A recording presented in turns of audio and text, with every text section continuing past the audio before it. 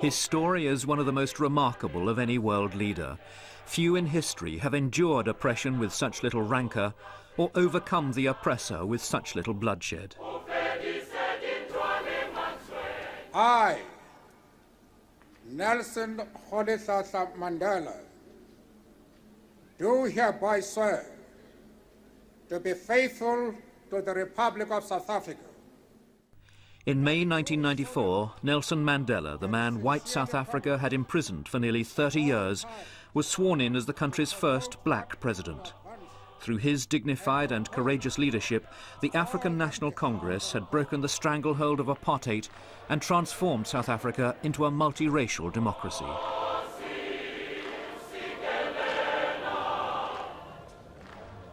Nelson Mandela was born in 1918 in South Africa's Eastern Cape.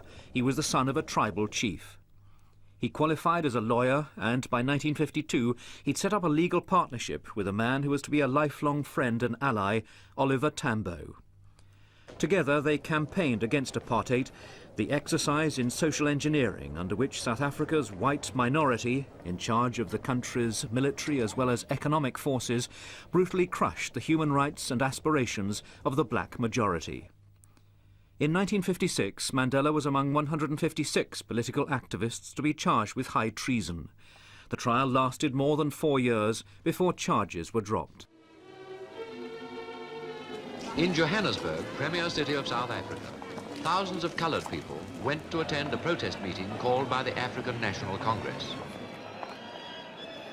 By now, black resistance to apartheid was growing. Past laws which restricted where black people could live and work became the focus of resentment. Past books were burned as Mandela and others organised demonstrations against apartheid's leaders. I despise them because they were despised by the entire world. They dressed in beautiful suits, silk shirts and silk ties, but they were beautiful outside and full of evil inside. The Sharpeville massacre in 1960 forced the ANC to change strategy. 69 people died when police opened fire on black demonstrators. The ANC was outlawed, Mandela went underground, and peaceful resistance became a thing of the past. There are many people who feel that it is useless and futile for us to continue talking peace and non-violence against a government whose reply is only savage attacks on an unarmed and defenseless people. Mandela undertook a campaign of sabotage against the state. He was eventually arrested and charged with conspiracy to overthrow the government. At his trial, he made a 3-hour speech from the dock. A tape of it was discovered later. This, his final plea for freedom and democracy for all South Africans, was to echo down the 27 years he was to remain a political prisoner. It is an idea for which I hope to live for and to see realized. But my Lord, if it needs be, it is an idea for which I am prepared to die. Sentenced to life imprisonment, he was sent to Robben Island, a top security prison in Cape Town's Table Bay. Photographs of Mandela were banned from publication. To quote him was an offence. But, astonishingly, he wasn't embittered by his long imprisonment. We soon grasped the fact that we are not conducting a struggle against individual whites. We are fighting a principle, fighting white domination. And in the course of that struggle, we can even form friendships with people from the other side. Outside, time was running out for apartheid. With the ANC leadership in jail, even the children of Soweto were now helping to sustain the revolution. The hardline government of P.W. Botha tried to crush the uprising, but gradually, more liberal white people began to recognise that Mandela was the solution, not the problem.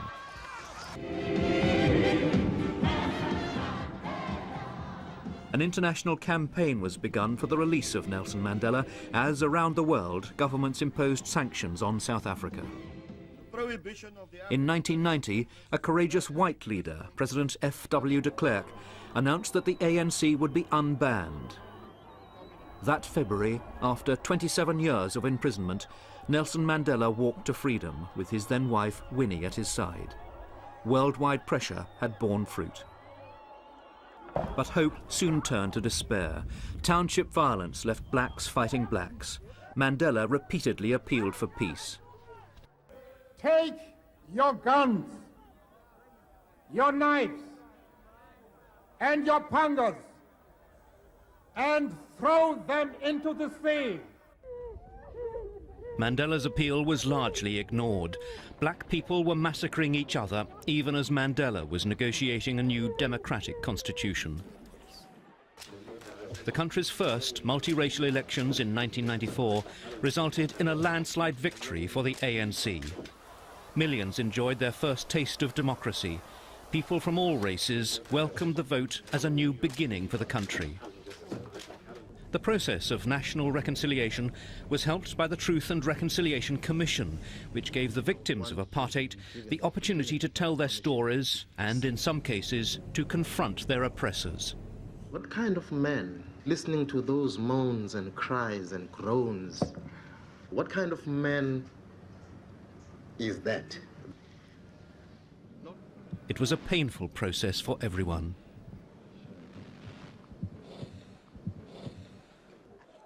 Yet for all his political skills, Mandela found it difficult to tackle many of South Africa's endemic social problems. Chief among them were the acute shortage of affordable housing, the widespread poverty, and the scourge of AIDS. In December 1997, Nelson Mandela gave up the presidency of the African National Congress in favour of South Africa's Vice President Thabo Mbeki, who also succeeded him as head of state. Mandela was feted throughout the world, as here in London. But there'd been personal sadness. His long-time marriage to Winnie, once known as the mother of the nation, had ended following her involvement in the kidnapping and murder of a student activist. In 1998, at the age of 80, he married Graça Machel, the widow of the late president of Mozambique. It was a marriage which brought him personal happiness and helped him to enjoy the family life which had been denied to him by his long commitment to the struggle against apartheid. On the eve of the new millennium, Nelson Mandela had revisited the cell on Robben Island where he'd spent 18 of the 27 years he was imprisoned. He lit a candle to symbolise reconciliation.